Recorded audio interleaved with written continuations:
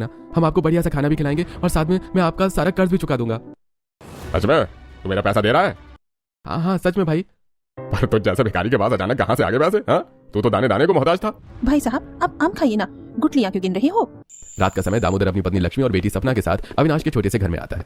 निकिता जाओ तुरंत दामोदर भाई और उनके परिवार के लिए खाना लेकर आओ। सपना चलना मेरे साथ, हम खाना लेकर आते हैं। सपना निकिता जानवी के साथ रसोई में चली जाती है। थोड़े समय बाद जानवी और निकिता 2 बड़ी थालियां बर्तन से ढकी हुई बाहर लेकर आती हैं। सपना बिटिया कहाँ है? वो पकौड़े लेकर आ रही है, अब खाना शुरू कीजिए।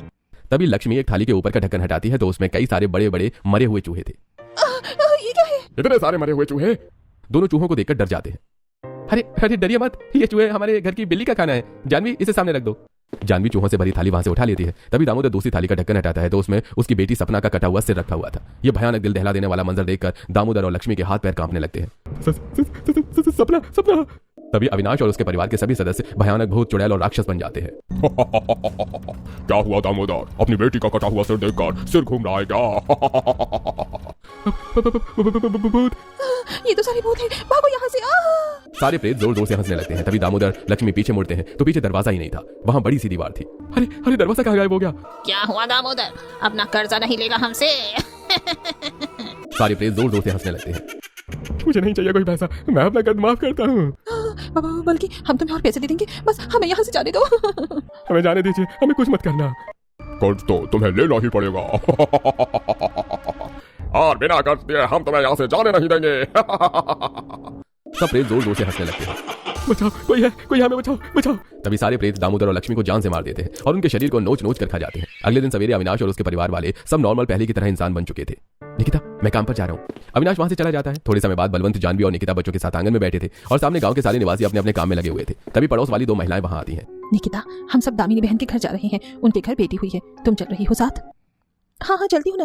निकिता उन महिलाओं के साथ वहां से चली जाती है। आखिर ये क्या राज है? दिन में हंसता खेलता दिखने वाला यह आम इंसानी परिवार रात को अचानक से इतना भयानक भूतिया रूप कैसे धारण कर लेता है? इधर रोज की तरह अविनाश एक खेत में मजदूरी कर रहा था। तभी वहां खेत का मालिक रंजीत आता है।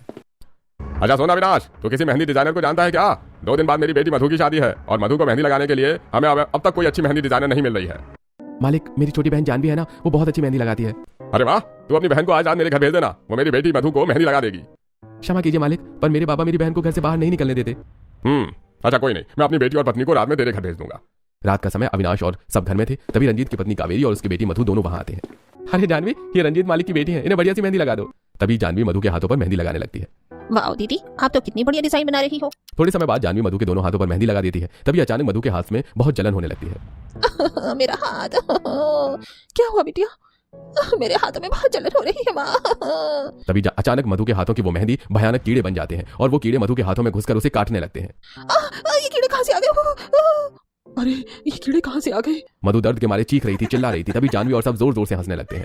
यहाँ मेरी बच्ची दर्द के मारे तड़प रही है और तुम लोग हंस रहे हो। तभी चिंकी मधु का हाथ पकड़ती है। माँ मैं इसका ये हाथ खाऊंगी और मैं इसके दोनों पैर खाऊंगी। और मैं इस मधु का सिर खाऊंगा। हाँ जी भैया, कितना हुआ? 250 रुपए। 1 मिनट। हाँ सबकी ये भयानक बातें सुनकर मधु और कावेरी के होश उड़ जाते हैं। माँ ये सब क्या बकवास किए जा रहे हैं? तभी अविनाश और उसके परिवार वाले भयानक भूत, चुड़ैल, पिशाचिनी और राक्षस बन जाते हैं। माँ ये तो भूत है। अब इस मेहंदी के बदले हम तुम दोनों को नोच नोच कर खाएंगे। तभी सारे भूत प्रेत और कावेरी को मारकर उनके शरीर को भी खा जाते हैं। इस गांव का हर निवासी धीरे धीरे हमारा शिकार बनता जाएगा। गांव के निवासियों को अविनाश और उसके परिवार के इस भयानक रहस्य के बारे में पता नहीं था। अगले दिन सवेरे अविनाश और सब फिर से इंसानी रूप में आ जाते हैं। तभी रंजीत अविनाश के घर आता है। अविनाश, मेरी पत्नी और बेटी कल रात तुम्हारे घर आई थी, वो दोनों कहाँ हैं? वो अब तक मेरे घर नहीं आई। पर मालिक वो दोनों तो कल रात यहाँ आए ही नहीं थे। हम कल देर रात तक उनकी राह देखते रहे। हाँ मैं भी रात में काफी देर तक उनकी राह देख रही थी, पर वो आए ही नहीं थे। ये सुनकर रंजीत घबरा जाता है। क्या? अगर वो यहाँ नहीं आए थे तो फिर कहाँ गए थे? वो दोनों तो घर भी नहीं आए। शायद मालकिन और छोटी मालकिन कहीं और चले गए होंगे मालिक। रंजीत वहां से चला जाता है। इधर दामोदर के घर के बाहर गांव के 2 निवासी दीपक, अरुण आते हैं। अरे भाई दामोदर भाई कहाँ चले गए यार? कल से उनके घर पर ताला लगा हुआ है। शायद अपने किसी रिश्तेदार के यहाँ गए होंगे सब। दोपहर का समय निकिता घर से बाहर गांव में आती है। तभी उसे एक छोटे से घर के बाहर एक महिला बैठी दिखाई देती है जो रो रही थी। तभी निकिता उसके पास आती है। क्या हुआ मालती काकी, आप रो क्यों रही हो? क्या बताऊं बिटिया, मेरे बेटे को कई दिनों से कोई काम नहीं मिल रहा और घर में आने का एक दाना तक नहीं है। 4 दिन से मेरी बहू और सब भूखे हैं। आप चिंता मत कीजिए, आपके बेटे को जल्दी कोई अच्छा काम मिल जाएगा। बिटिया अगर हो पाए तो तू हमारी थोड़ी सहायता कर दे, 4 दिन से हमने कुछ नहीं खाया। काकी जी अभी तो मेरे पास पैसे नहीं हैं, आप आज रात को पूरे परिवार के साथ हमारे घर आना, मैं आप सबको अच्छा खाना भी खिलाऊंगी और साथ में कई सारा राशन और थोड़े पैसे भी दूंगी। बहुत बहुत धन्यवाद बिटिया।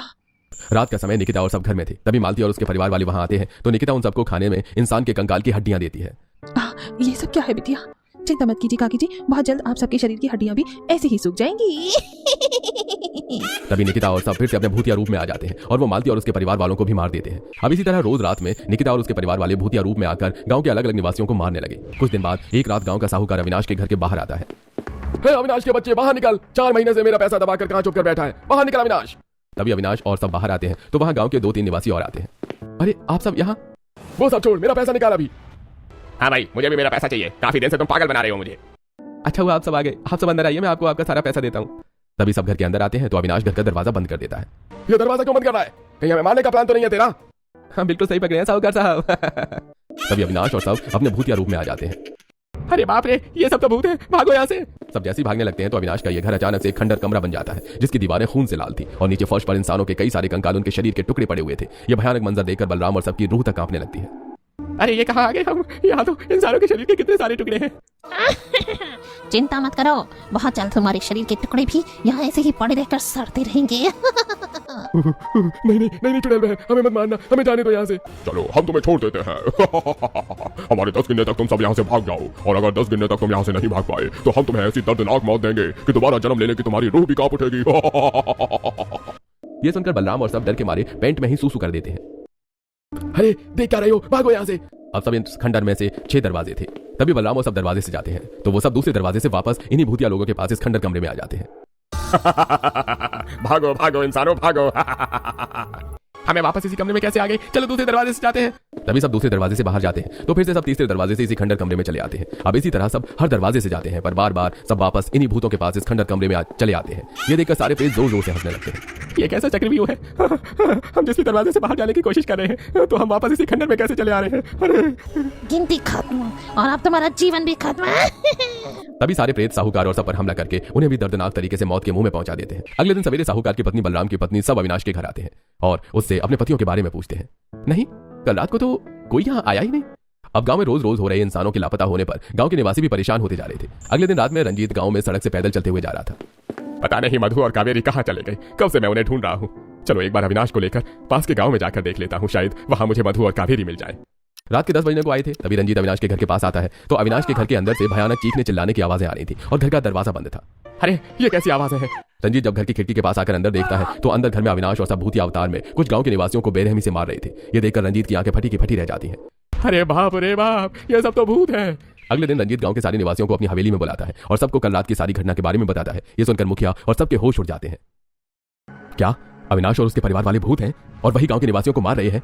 बाप रे, ये तो काफी गंभीर समस्या है। हाँ मुखिया जी, और हम उन भूतिया परिवारों को ज्यादा दिन इस गांव में नहीं रहने देंगे, वरना वो भूतिया परिवार जो दिन में इंसान और रात में भूत बन जाता है वो सब बहुत जल्द हमारे पूरे गांव के निवासियों को मौत की नींद सुला देंगे। शाम का समय सब गांव में एक तांत्रिक बाबा को बुलाते हैं और उन्हें सारी बात बताते हैं।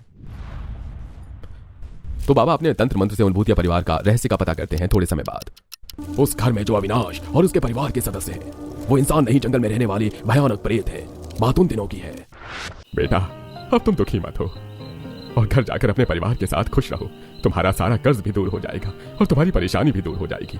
अविनाश वहां से चला जाता है। तभी वो बूढ़ा आदमी अचानक से एक भयानक राक्षस के रूप में प्रकट हो जाता है और उसके पास कई सारे प्रेत, चुड़ैल, भूत, पिशाचिनी ये सब आ जाते हैं। मेरे भूतिया साथियों, इंसानों की बस्ती में जाने का समय आ चुका है। रंजी के क्या मैचेस चल रहे हैं ना? क्या? कौन राजू मैचेस? रात का समय अविनाश अपने परिवार के साथ अपने घर में बैठा था। तभी वहां वही राक्षस और भूत आ जाते हैं और वो अविनाश और उसके परिवार वालों को मारकर उनका रूप धारण कर लेते हैं। और तब से वो सब प्रेत गांव में रहकर यहाँ के निवासियों को अपना शिकार बनाते जा रहे हैं। बाबा, उन प्रेतों का अंत करने का कोई तो उपाय होगा ना?